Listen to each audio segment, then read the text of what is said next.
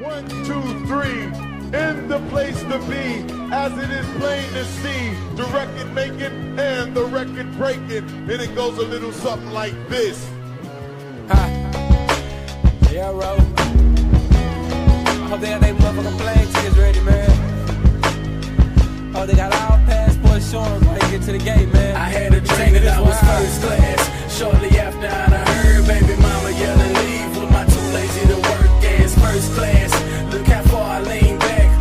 Fuck a 9 to 5, nigga, where the weed at? Cause in first class, it's okay to relax. My life is on track, player, bring the beat back. I'm in first class, I guess what they say is true. Early bird got the worm, holla back around too. And I'm in home class. Yeah, bro. I hope they got their motherfucking plane tickets ready, man. Oh, they got all passports showing before they get to the gate, man. I had a dream that I was first class. Shortly after I heard baby mama yelling leave with my too lazy to work ass first class. Look how far I lean back. Fuck a 9 to 5, nigga, where the weed at? Cause in first class, it's okay to relax. My life is on track, player, bring the beat back. I'm in first class, I guess what they say is true. Early bird got the worm, holla back around too. And I'm in home. Yo, what's up? What's the deal? Welcome to Wayne's World Podcast. Here with my love, Tisha, as always. And today we got two guests joining us. Two prior guests, too. We got Miss Marie, who was part of our sexuality episode. And then we got Bruce Wayne, who was a part of our African Hour Story 365-25 episode, which a lot of my personal friends really liked that episode, bro. Like, they say that shit was real informative. My boy Bam personally said that he had to go.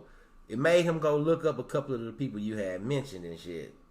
Oh shit, I'm happy to hear that then. Yeah, already. So first things up, because there's a lot of shit going on in America, man. I really just want to dive in. I want to ask, how everybody feeling today? Everybody doing good? Mentally, whatever, you know what I'm saying? How everybody feeling? Feeling straight. Feel like there's gonna be some more stuff to come later on throughout the summer. And you referring to Minnesota? Minnesota and other police killings, they usually happen in during the summertime. This open season on black people. And yet, this open season. And that's crazy because on our episode, you had ended it. You was like, man, you was talking about the Ahmaud Arbery case and about how you need the Europeans to be held accountable. And it's fucking not even a week and a half later. And we done had all these incidents, man. Like you say, man, I don't know how I'm going to ask you this. I guess for sake of conversation, man, where you see this shit going, bro? Like, come on, like, how we going to end this shit? Like, what needs to be done? You asking how can we end it, or what's the next steps? What's the next steps? Like, what do we go from here? Because I don't know why I'm asking, because it seems like it's a cycle. It's like it's a cycle, you know what I'm saying? Like, I don't know, like, are we going to keep going on how we been going on? Like, what we got to do next? The next step should be uniting, getting our money together, coming up with some type of livable social code that we can all uphold and be held accountable for, as well as being able to punish each other for if we don't uphold that. That's usually just, in layman's terms, a culture. A people's perspective of reality and how they deal with it. But what's going to happen is what's already been happening is it's going to be outrage like it is now. It's going to be riots, and then everything's going to die down. They just pacified us with getting one of the 4 policemen they killed. That's what I'm saying. That's a fucking pacifier. That's what I say. And they keep giving us this pacifier. We're going to keep on sucking on that hoe until the next event happen. Like, what's going to stop these events altogether, bro? It's an old solution, but it's just unity. Because what I'm assuming that we would do once we have unity is come up with a culture, and usually either going back to traditional African religion or taking traditional African religion and remixing it to make it apply here where we live at, and then just living by that code. That's what would make the change. And what's that? How that code gonna stop police brutality though? Like you say, it's open season on black people. What can we do to stop this open season? To weather this open season? Well, one way that code would stop it, or that culture would stop it, would be giving you an example of, you don't see this happening to Italians. Because if an Italian was to be in that position, that one of the Africans that have died this summer at the hands of police, it wouldn't be any media coverage. It'll be some late night activities with people from the Italian community, mafia members taking care of that, and then it won't be any more of that. But we don't have a mafia of our own. We don't have anybody to kill. We don't have an army. We don't have people that's willing to sacrifice their lives. Shit, we couldn't even get niggas 2 years ago to sacrifice a football season to stop watching the NFL. So we're massively disorganized. Guilty. So these are just some of the basic things, a foundation that you would need in order to build a culture, to have people held accountable, to be able to support and pay and maintain an army that you can go and use on people when they commit these type of crimes against you. But when you keep doing things the way you did them, as soon as you got out of slavery, you're going to be exactly how you were when you just got out of slavery. And then you ask these same questions year after year. When is it going to change? Exactly. That's why I say I don't even know why the fuck I'm asking the question. Well, yeah, those are the things that I believe would need to take place. But I don't think things will change. Things going to die down. The trial going to come back up.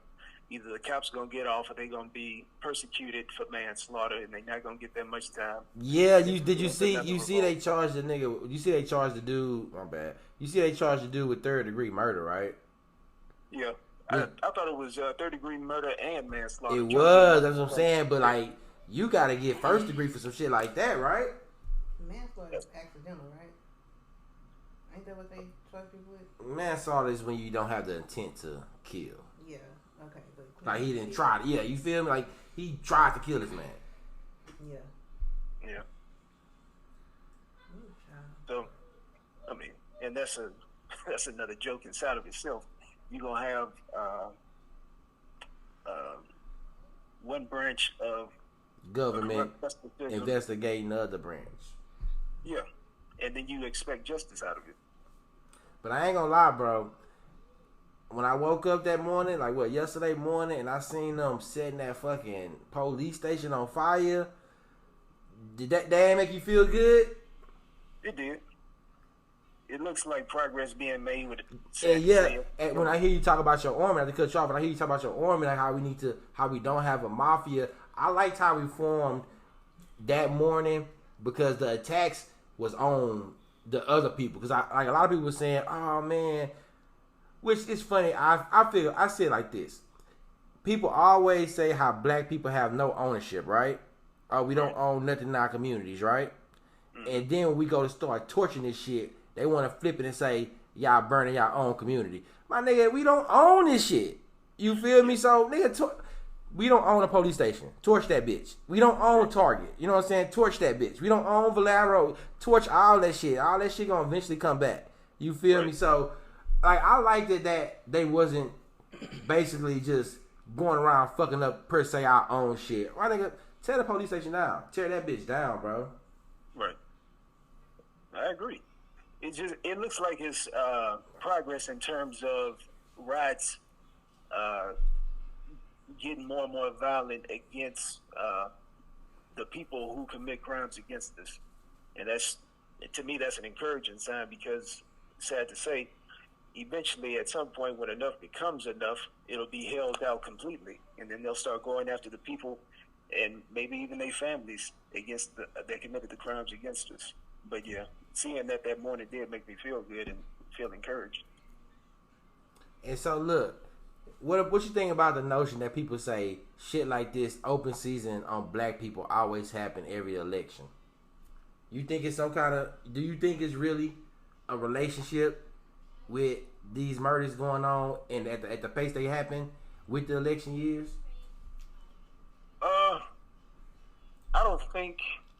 No, because I don't think they happen every election. I don't think that they happen every election, meaning I don't think they happen exactly every 4 years. I think they happen at least a a year or max 2 in between each other? Oh no. They happen every day. Like every day, it's somebody getting slaughtered by the police. But it's just it's certain years that it appears that the media take these and make them into firestorms. Which is my thing. Is like when people be so. I always ask myself like, how do we pick the ones we publicize? You know what I mean? Like how do we? Because people getting slaughtered all the time by police, but it's only certain ones for some reason that be like, okay, we're gonna make this one a thing. We're gonna make this one a thing.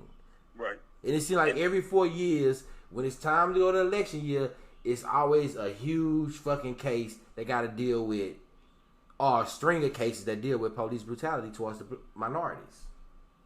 And that's true. And I should amend what I said. We do get killed by the police every day of every year.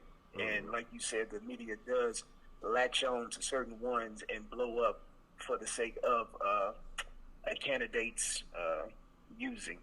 And because one example is Breonna Taylor, the woman who was sleeping inside her home, and the police came inside and killed her on a botched drug wreck. Oh yeah, exactly. They swept that under the rug. Yeah, it was like a week or two before George Floyd got killed, and that got barely any media attention like George Floyd is. So, to your point, it is being used for a certain gain, and to further your point, it goes along with what Trump pulled when he was running for office in terms of using race. He was exciting Europeans and their heart of being racist. This time, it looks like we are being used for that end.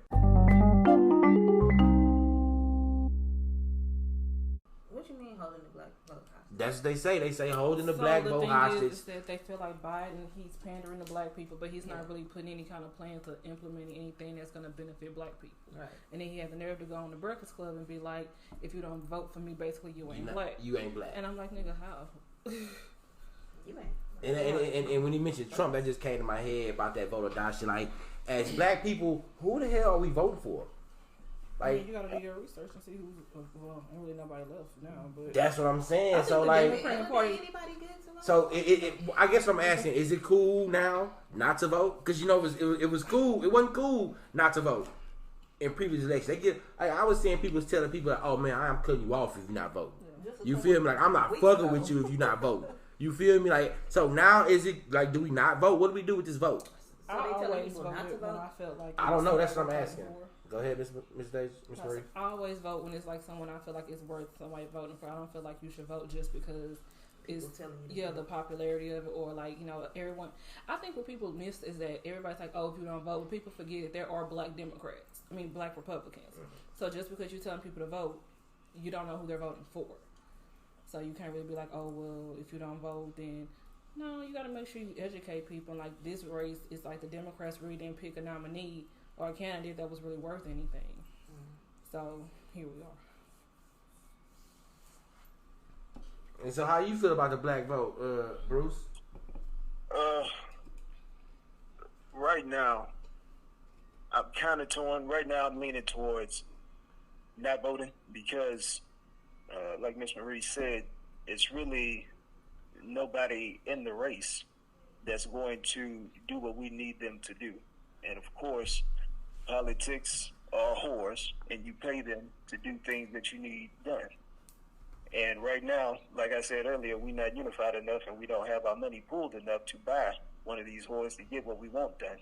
And we don't have a mafia to take care of one of these whores if they don't do what we paid them to do. This is one of the reasons why Kennedy got killed, because he wanted to renege against the Italians when they pulled that election for him in Illinois. Well, I think it was Louisiana. But you have to be able to buy politicians and make them mine. And we don't have that ability to do that. And if you don't buy the politicians, they're not going to do anything out the goodwill of their heart. One reason why I don't think voting works in terms of the national election is because of, we tried this in 1877 when we just got out of slavery, and it was Reconstruction, and it was the betrayal of 1877 with Rutherford B. Hayes and Charles Tillman. And at the time, Africans were Republicans because of Lincoln, quote unquote, freeing the slaves. And the Democrats won, but the Republicans struck a deal with the Democrats saying, if you give us the presidency, we will take our troops out of the South and have you deal with the slaves as you wish, as well as return the lands that we took from you. Because, you know, the North won the war, and they were in the South helping black people, quote unquote, get the freedoms, 13th, 14th, and 15th Amendments that they gained during that time. But once they struck that deal, the Democrats took it.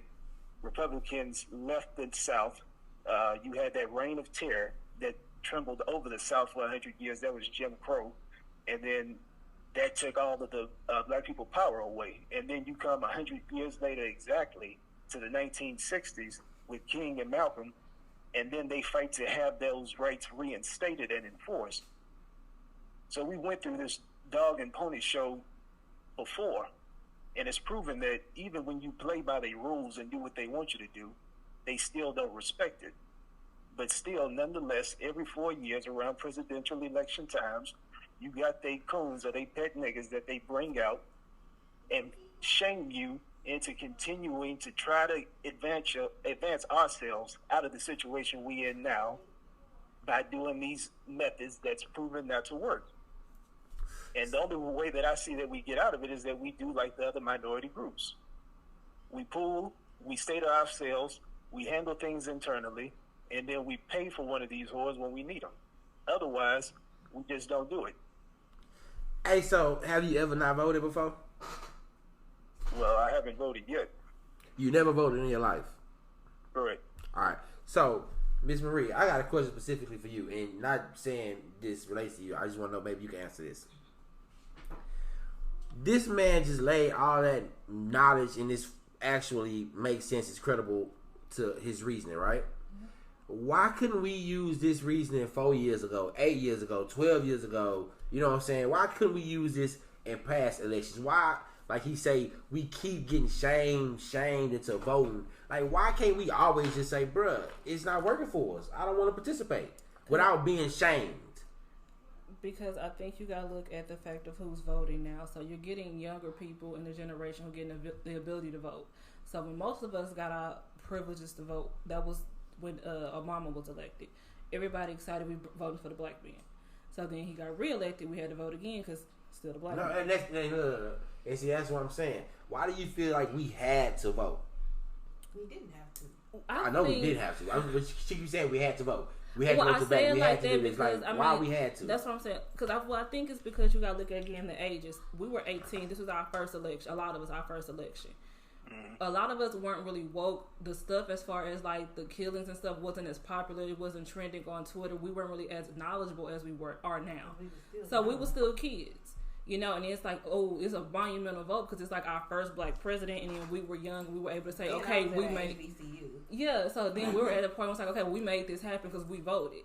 But now it's like we see, okay, well, he was in office, and I hate when people say, well, what did he do for black people? But specifically, nothing really changed in the fact of brutality with him in office. And then now we have Trump, and it's like we see, like we're older, we're going into our 30s now. So I think now compared to 18, we've lived life. We know what it's like to be in the economy and deal with the, raising of, prices and stuff. And then, our wages aren't really changing. And then we're seeing people getting killed in the streets every day. And it could be us tomorrow. And it's like, it really affects us because we're adults now. So, I mean, last election, when they say why people didn't vote, black women showed up. Like, Trump did not win the popular vote, which is what people don't realize. So in a way, we do realize, which is another reason why I don't understand. But go ahead. It's like we showed up. Black people voted. Is that basically that election, sort of like with Bush, was rigged? He stole that. So it's not so much about. I don't think the original question was why should we vote? Well, I mean, we vote. Not that why should we? It's like why can't we just be justified in not voting? Like why can't we just say, bruh, it ain't working for it? Like I don't think it's working because it's not working. It's not. You feel me? I think a lot of people, especially when you look at it as far as like their reasons on social media, it's like a debt they feel that they owe to their ancestors who went through the struggle of getting the rights to vote. Yeah. So they feel like, oh well, they went through all this for us to have that right. But at the same time, you gotta look at the time from then to now. Things have not changed since then. We have more rights, but we're still getting killed. Things are still like bad for us. So if we've been voting all these years and these people still haven't done anything, we have the rights now to say, okay, well, we've been trying, we've been voting. If it's not working, at any given time, I feel like with the right, you can exercise it or you cannot. Yeah. So you have the right to say, you know what, I don't want to do it. And if people got something to say, they're gonna talk regardless. So I think it's just do what's best for you. My daddy used to talk about when he used to stay in cemeteries, how the politicians that they never seen throughout the course of the years show up in the hood. This was back during segregation. He used to stay. He stayed in cemeteries, and cemeteries used to be called something else before they got built. They used to show up in the hood with soda and barbecue, with music, laughing it up with everybody, saying, "Hey, all right, now remember, go down there and vote for me tomorrow." And then that would be it. And it'll be another 4-year hiatus before you see him again. Yeah, I seen this random guy in HEB. I was picking up rice or something. He was like, hey, handed me a card. Can I count on your vote? I don't know you. Who are you? What are you talking about? I never even seen you before. But I feel like now the politicians ain't even got to go to the hood, because now I feel like black people do that shit for free now. Mm-hmm. You know what I'm saying? Like, they do that shit for free. Like, niggas get on social media, oh, you ain't vote? Oh, yeah, delete me.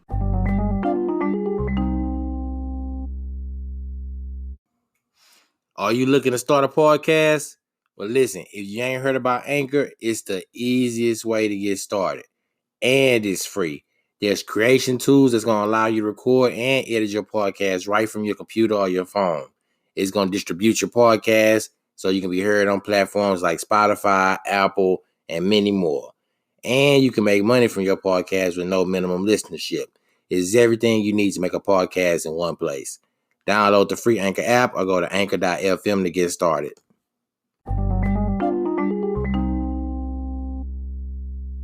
Is it any race that sees a black person more than subhuman? Because when I doubling back to the Minnesota situation, the picture of the dude kneeling on George Floyd's neck, did you see the fucking little Chinese man just sitting there staring? Yeah, looking like a damn goofy. Yeah, you know what I'm saying? Like, bro, like, that shit kind of made me feel a way towards fucking Asians just as a whole, bro. Nah, I've been saying like, as far as they used to be beating people with the brooms and videos, I've been saying I better stop them motherfucking people's shops and shit. You know what I'm saying? But seeing that shit, I just never, like, he just sitting there. But a lot of them identify as white too, so you know, and especially being on the force, they probably don't even see themselves as a minority. Yeah, a lot of them don't. That's what I'm saying. So why, man? So we're a minority. Everybody sees us as subhuman. We're at the bottom of the totem pole, and that's fucked up, because do y'all feel like we at the bottom of the totem pole? Hell no. That's what I'm saying. I be looking at motherfuckers like, bro, I'm superior to you. Like, no bullshit. You know what I'm saying? Like, I don't. It's like, I feel like we understand our power, but we don't know exactly how powerful it is or how to use it.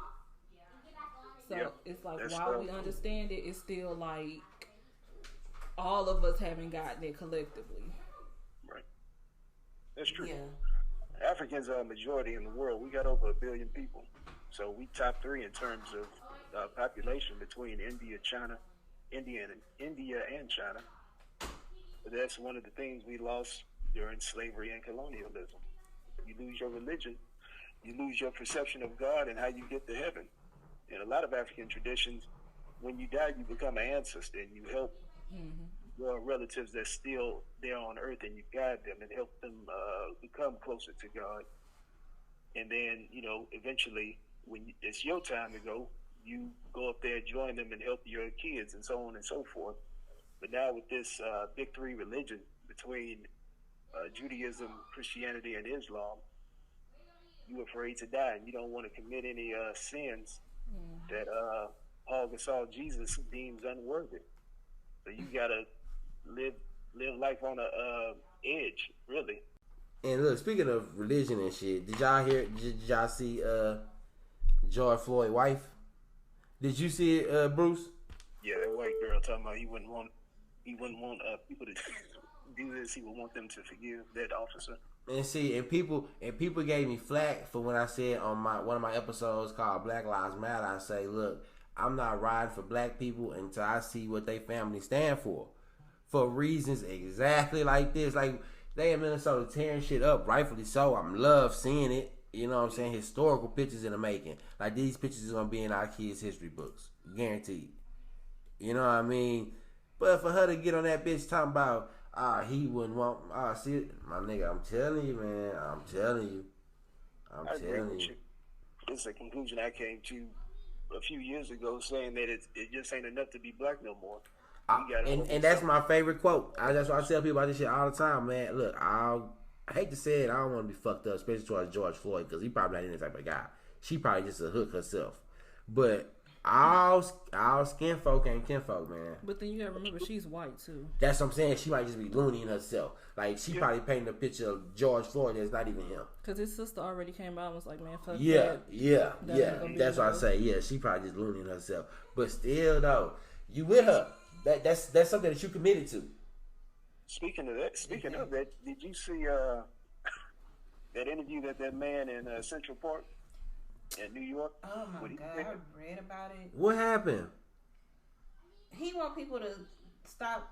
First of all, the white dude. Oh, my boy. I shared the video of Amy. Her name Amy Cooper, and he sit up there tomorrow. Thank you. And then gonna turn around somebody, yeah, y'all need to stop with the death threats. And he said he didn't want her to lose her job. And so I told the people that I was talking to it about, I say, well, fuck it, let's start threatening him. Somebody got to get these threats. Like, we locked and loaded with the threats. We ready. We locked and loaded with the threats. Somebody got to get these threats. And if you saying don't get come on, let's blow his ass up. Fuck it. You know what I'm saying? Well, yeah. But yeah, like you were saying, all skin folk ain't kinfolk, and we rode for this nigga because we thought, you wanted justice, and this nigga turned around and want to kiss ass. So it's like, damn, we need to see you need to pass some type of test before you start getting the benefits of black people. That's why I just don't really be trusting people in these type of relationships. Like, what are you saying? Generation. Yeah. We used to have that code in the 60s, especially during the civil rights time, and rightfully so. We finally get some people that don't see us as human, and you trying to fuck them and get in bed with them. It just it's not gonna mesh well if and when a war jumps off. It's not, because you're gonna have to pick a side. That's why I just said some of these people got parents that Harriet Tubman should have shot in the face. Damn. Real talk. Some of y'all ancestors Harriet Tubman should have shot right in the fucking nose. Yeah, because I know a few people in interracial relationships, and their significant other ain't African, and when it comes to the question of what you teach your kid in terms of African history, they're American. And when I hear that shit, I just be like, oh, here we go, because I already know when shit like this happen, there's gonna be a whole bunch of side talking and talking around the situation, and the kid ain't gonna get the proper education that they need, because in this country, even if you are mixed, you African. That's that one drop blood rule. One drop of African blood makes you fully African. Yep. When they go to these white schools to get around white people, they're gonna tell them what they are. Tiger Woods. You don't have the ability to define yourself. That's crazy. You are what they say you are. Because remember, Irish, Sicilians, and Italians was considered niggas when they first got here. And then they got an upgrade in social status and got considered white. So black and nigga isn't distinctly or default African. It's a status, like the Moors say. Yeah. And it's designated to whoever's at the bottom. That's one of the things that we as Africans in America, we got this, I think we got bad, is what I call the Jesus complex, is that our Savior needs to be perfect. And any shortcomings or misgivings that they have, therefore dismisses everything and anything good that they could do for us in the future. And for some reason, this philosophy came to the forefront after the Civil Rights Movement, because if it had came into the forefront during that time, Malcolm and Martin would have been out. Yeah. But this is one of the beautiful things about people growing. As Miss Marie said when she said when we were 18 and Obama's election being our first election, we didn't know any better. We was just trying to get out and vote, and on top of that, it's a black person running. So that's extra incentive to get out and vote. But, you know, you learn through mistakes. And as time passes and you see things stay the same, you learn your lesson. And either you change or you stay the same. And Malcolm and Martin changed over the course of their life. And hopefully, I don't know, but hopefully Umar can do the same, or people like Umar can do the same, and give us something that we can use to get ourselves out of this position. You ever thought about starting an organization of your own or something? You know what I'm saying? Like a, I don't want to say a cult, but you know what I mean? Like, yeah. You know, you thought about it? I thought about it, and I was going back and forth between doing it and not doing it because I think we fragmented enough as a people. Facts. I would rather not add to that fragmentation and bring a lot of those fragments together so we can be as a whole. I feel you on that. So what did you have in mind though? Resurrecting what well, I shouldn't say resurrecting, but doing or adding to what Marcus Garvey did with the UNIA. The Garvinites. Repeat that? The Garvinites, ain't that what they call? Oh, yeah, the Garveyites. The Garvinites. I fuck with Marcus Garvey.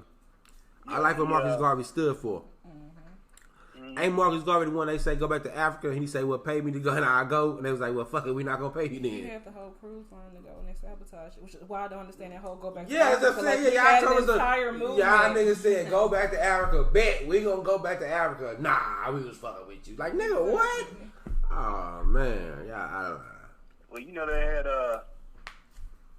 going back to Africa is how Sierra Leone and what's the other country right next to Sierra Leone, Liberia, got started. Those are countries in Africa settled and negotiated for by the Niagara movement from America for enslaved Africans to go back there. And that was one of the things Lincoln wanted to do before he actually freed the slaves. He wanted to deport all enslaved Africans out of America to either South America, the Caribbean, Haiti, and Mexico.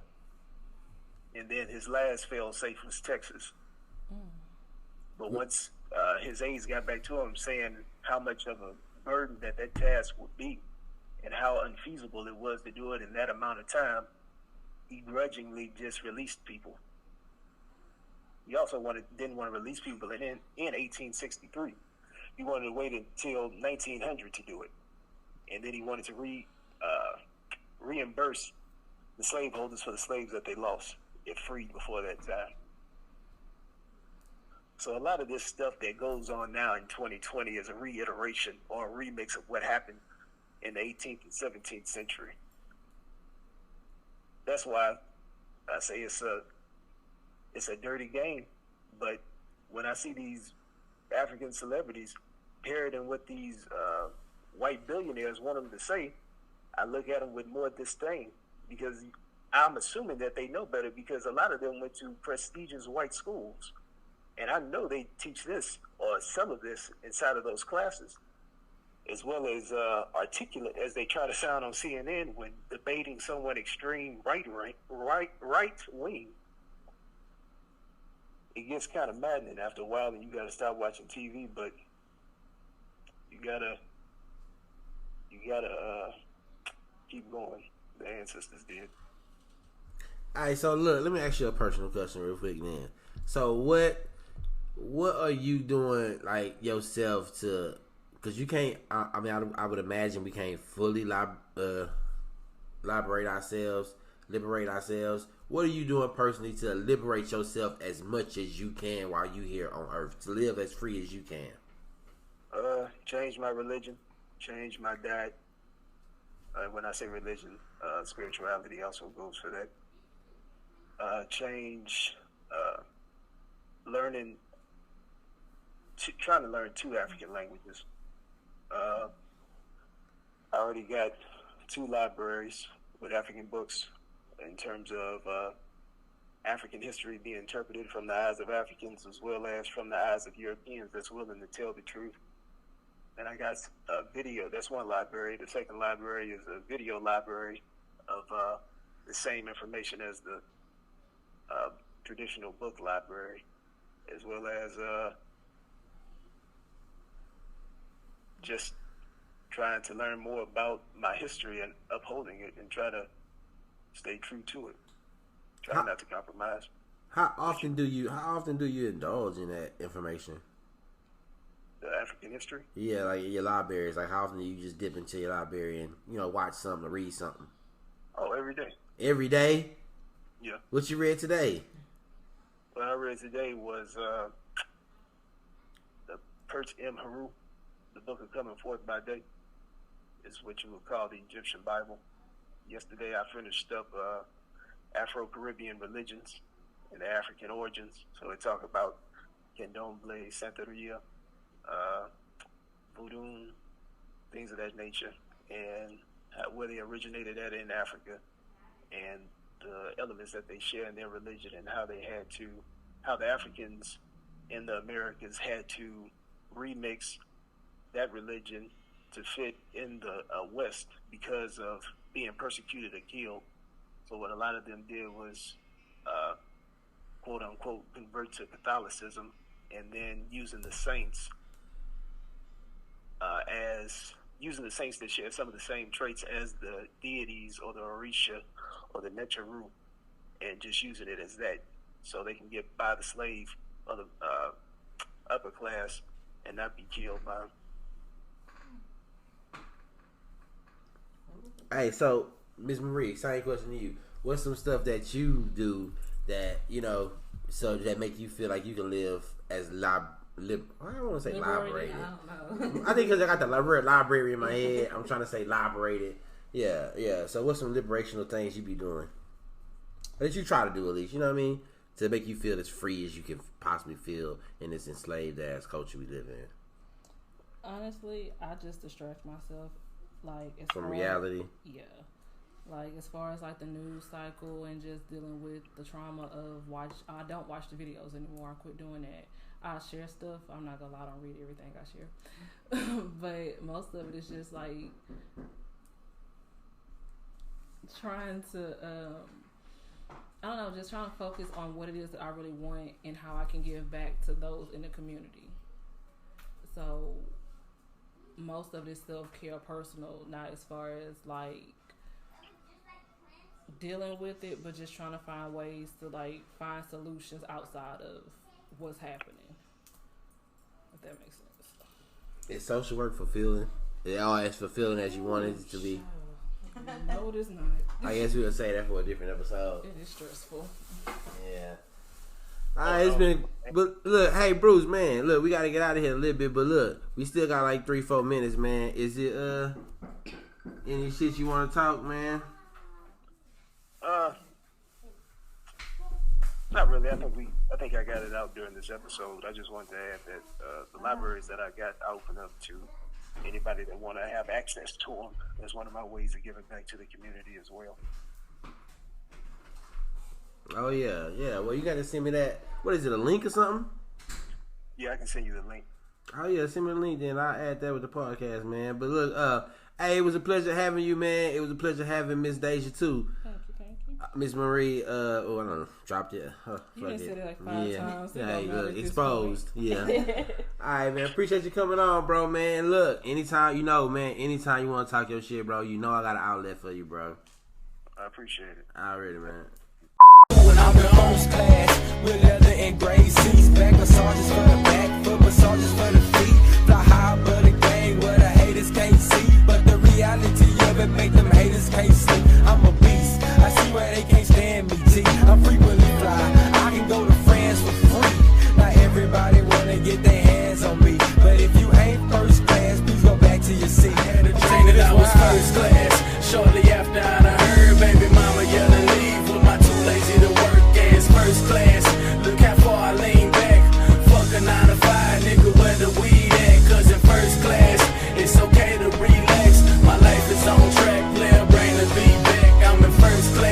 I guess what they say is